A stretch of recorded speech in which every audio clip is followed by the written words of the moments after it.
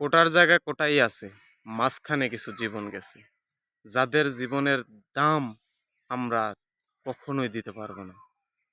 কোটা বাংলাদেশে মুক্তিযুদ্ধ কোটা চলে গেছে, সমন্বয়ক কোটা তৈরি হয়েছে।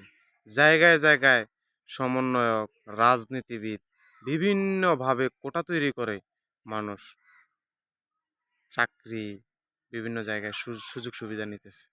কিন্তু বলেন তো, যারা জীবন দিল তারা কি কোটার ব্যবস্থাকে একেবারে মাটি চাপা দেওয়ার জন্য জীবন দেয় নাই? যারা বাংলাদেশে জীবন দিল তারা সুশাসনের জন্য জীবন দেয় নাই? সুশাসন কি আমরা ফিরে পাবো এটা আমরা আশা করতে পারি? এটা আমরা আশা করতে পারি না। বাংলাদেশে শুধুমাত্র অভাগা একটা জাতি হিসেবে আমরা বলতে পারি আমাদের লক্ষ্য উদ্দেশ্য আমরা স্থির করতে পারি না চোর বাটপার আমলাতন্ত্রদের জন্য। আল্লাহ সবাইকে হেদায়েত দিক। আমিন।